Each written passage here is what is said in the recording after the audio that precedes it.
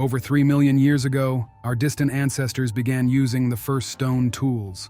These tools eventually turned humans into the most efficient predators on the planet and laid the foundation for civilization.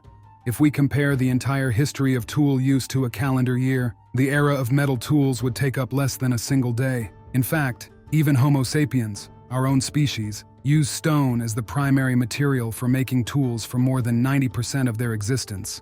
Stoneworking, without exaggeration, was humanity's oldest and, for a long time, most important craft. But since small groups of hunter-gatherers didn't leave behind massive stone monuments to wow journalists, this era rarely makes headlines or captures the imagination of so-called alternative researchers. Though, with a little effort, even this period could be spun into sensational stories. For example, no one seems amazed at how ancient people, without knowing metal, managed to make knives, spearheads, and other tools out of flint and obsidian, materials that are physically harder than some steels. But while stoneworking was a crucial skill for millions of years, modern people are not only far removed from its practical aspects, but also have little idea of what the term stone even means. For instance, I grew up in a city near several stone quarries where they didn't just extract stone but also crushed it into gravel for concrete. Yet a surprising number of locals firmly believed they were mining granite, when in reality it was sandstone. Sandstone is a sedimentary rock which, in simple terms, is basically compacted sand.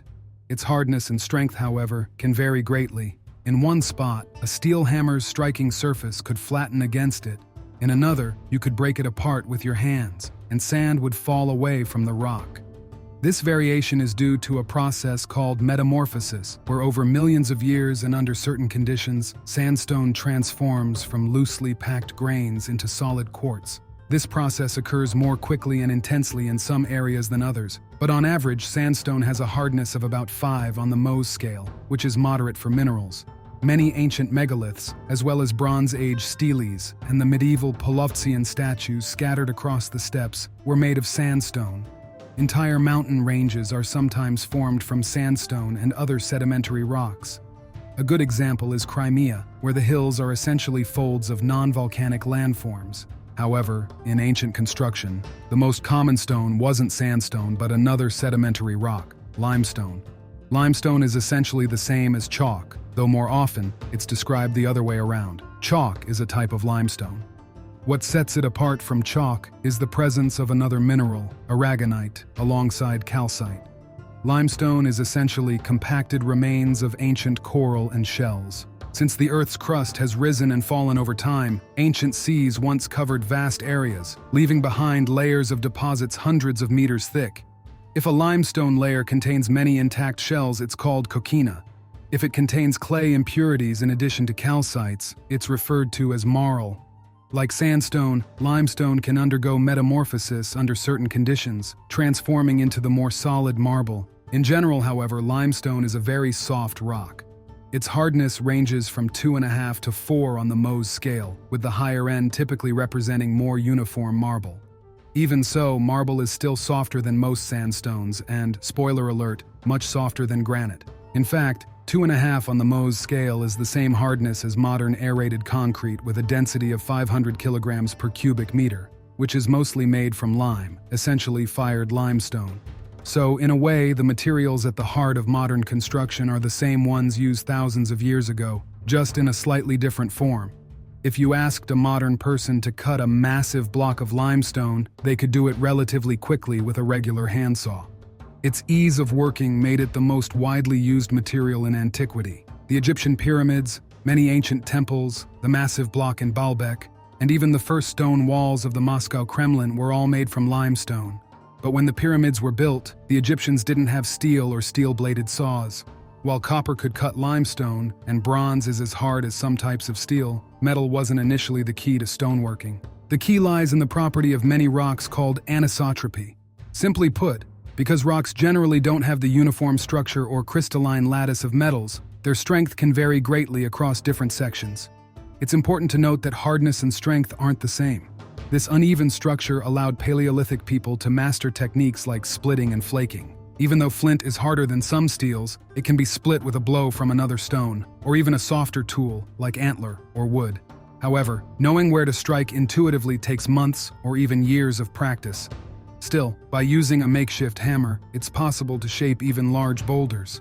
Yet, the more transformative invention was drilling. People who study ancient Egyptian claim that the very concept of work in their language comes from drilling. Since flint is much harder than limestone, it turned out that a flint-tipped drill worked perfectly. Of course, the flint tip would dull or sometimes even break, but there was plenty of raw material to replace it. Learning to chip flint is tough, but once someone mastered the craft, making a new tool took just minutes. They could drill a series of holes into limestone to split off a block.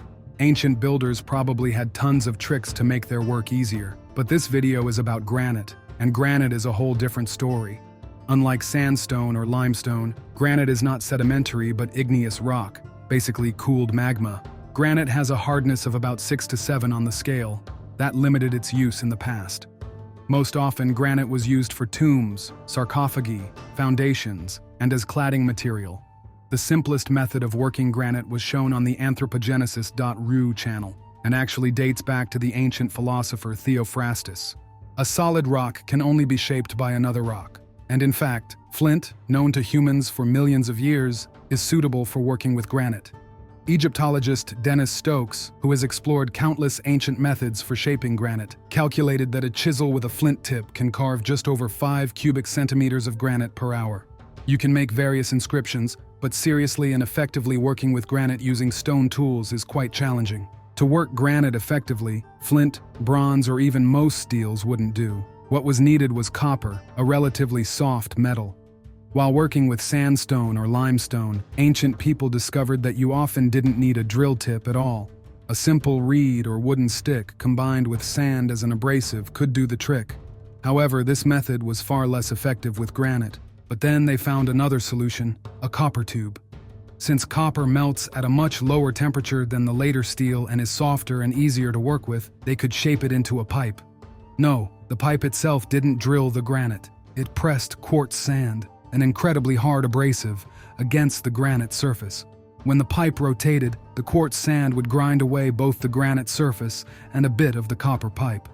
The Egyptians may have also used corundum, a mineral almost as hard as diamond. A weight was added to the drill to press the copper tube against the stone, and water was added to the abrasive sand. Modern stone drills use the exact same principle, just faster. In ancient times, they would drill a thin circular groove, knock out the center core with a hammer, and keep going. If they spaced the holes slightly apart and hammered out the fragments, the process sped up even more. Dennis Stock's experiments showed this method could remove up to 35, and in some cases, 60 cubic centimeters of granite per hour. Archaeologists have found countless granite cores with traces of copper and holes in finished blocks, proving that granite cutting was essentially drilling.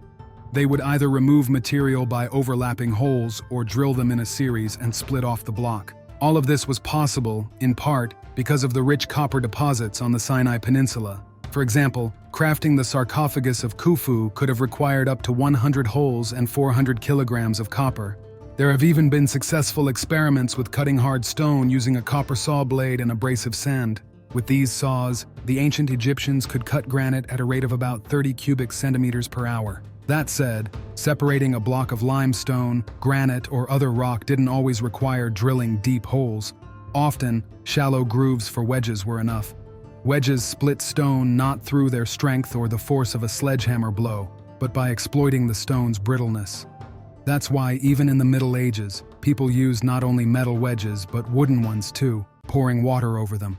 As the wood swelled, it applied pressure, and the stone cracked. It's worth noting that making a sarcophagus from limestone or marl was far easier than crafting one from granite. The whole point of granite objects was to showcase status, because the massive effort, time, and labor required were a mark of prestige. If any merchant could afford a granite sarcophagus or tomb, the material's exclusivity would be lost. But when discussing granite work, there's another curious phenomenon to address. Researchers can conduct thousands of experiments, write countless articles, and uncover plenty of tools and granite cores showing how the work was done.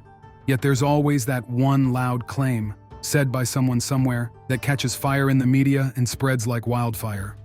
Back in the 80s, a man named Christopher Dunn claimed that these holes in granite blocks could only have been made using ultra-modern high-speed drills. Dunn himself didn't hold any scientific degrees, but he made a pretty successful career writing books about pyramids supposedly being ancient power plants and other wild theories. This situation mirrors the one surrounding polished Neolithic stone axes. At one time, people believed that crafting such an axe required decades or even generations of work. The first practical experiments quickly proved otherwise. In most cases, crafting one took only a few hours, or in the case of the densest stones, just a few days. All the tools needed? Just another rock. By the way, when it comes to Egyptian stone blocks or artifacts, many people start analyzing the cut surfaces while completely forgetting that after a block was separated, the rough edges were first scraped with flint or copper tools, then sanded using sandstone, and finally polished with fine sand. Sanding soft limestone is an incredibly simple process, and the supposedly phenomenal precision of the block alignment isn't all that extraordinary.